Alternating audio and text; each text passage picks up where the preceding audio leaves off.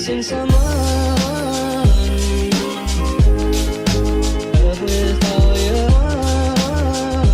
you. Hey guys, welcome back to my channel. If you're new here, my name is Wanaidiy, and today I'm going to be talking to you guys about how to revise for GCSE sciences, so biology, chemistry and physics.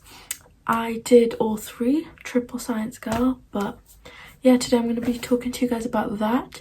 And also I'm so sorry about how I literally haven't uploaded for like 5 weeks.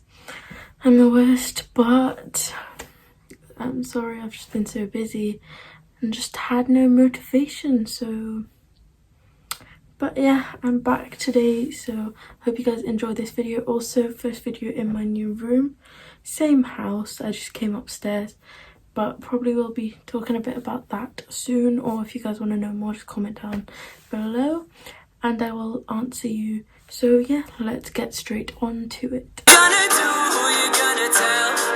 So I've just got my notes down there, so if I ever look down, that's what I'm looking at. But yeah, my first tip is to make sure that you stick to the specification. And I cannot stress this enough. In my, well, I obviously didn't do them in year 11, but in my year 10 biology GCSE, one of the QWCs was basically based on a really tiny little part of the specification that hardly anyone like remembered or even bothered with. So like a whole QWC was based on that, so I really wish we had actually focused and read all that. So I did definitely make sure to do that in year 11. But yeah, make sure you read the fine print on the specification, because that is just so unbelievably important. And also make sure that you make topic lists, so you know exactly what 1.1 is, 1.2, 1.3, like that. Just so you know what you've got left to cover, what you have covered, tick stuff off, write whatever you need to do down. But I really do recommend that you do that. Tip number 2 is that you invest in revision guides. I think me buying revision guides was one of the best decisions I made. Decisions. I did so in year 11, but I really wish I had got them in at the beginning of year 10, because they were just so useful. Because you can just really, if everything's there that you need, because usually they're up to date with the specifications, they cover everything that needs to be in them. So make sure to get a revision guide. I got them for every subject, and I got my science ones I think at the beginning of year 10 and my other ones at the beginning of year 11, and I think the science ones helped so much with the exams I did have in year 10, so I would 1000% recommend that. Also, I think because they're quite heavy, content heavy subjects, the sciences, to make sure you make notes as you go along. So from the get-go, don't start slacking off just because you're like, oh, it's year 10, who even cares. From the get-go, do it, make your notes as you go along, because I think that is such a useful thing you could do. So definitely make as many notes as you can as soon as you can, so they're there for when you need to revise. You can look back, read your notes and all that, because making notes, making resources, making flashcards is not revising. It's just making your material. You need to actually go read it through, learn them, and that is what revising is. Making them is not revising. I hate to break it to you, that's like something I need to tell myself as well sometimes, but it's not revising, and you need to remember that. I say this in every video, but past paper questions are a must.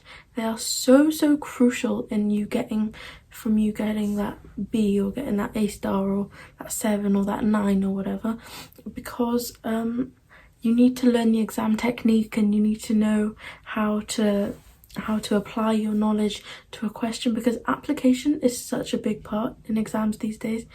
I hate it, but it is. So you need to know how to apply your knowledge. By doing past paper questions, you know how long you should spend on a question, what points you need to cover to get all the marks, and make sure you've covered all the bases, and just how to apply your knowledge. So make sure you practice your past paper question. Near the end of year 11, I did start not end of year 11, I'd say January of year 11, I really started using my flashcards for sciences, and I just found them so useful because they can condense your notes so well, especially for biology, I think. So you just write, I don't know, diffusion on one side and you write the explanation of it on the back. I think they're so useful for you to be able to test yourself or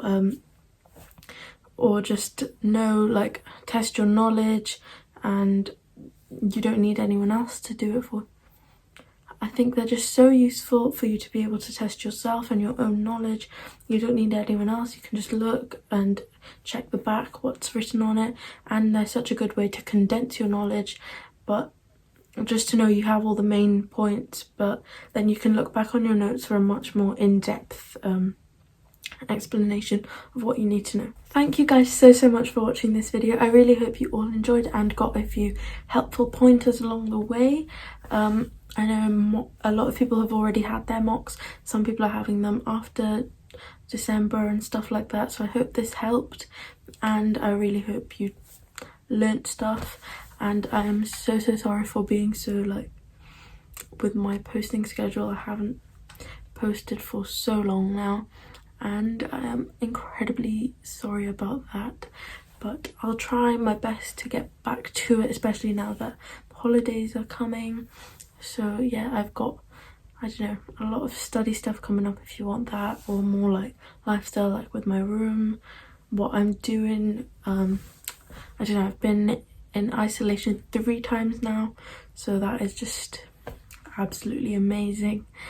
But yeah, if you guys want to know more about how I how I stay productive, how I stay motivated and stuff, just comment anything you guys want to see down below, because I always try and incorporate those ideas into my videos. So yeah, thank you guys so much for watching. I really hope you enjoyed, and if you did, be sure to give this video a massive thumbs up, comment down below anything you'd like to see from me in the future, and subscribe for more. See you next time. Bye.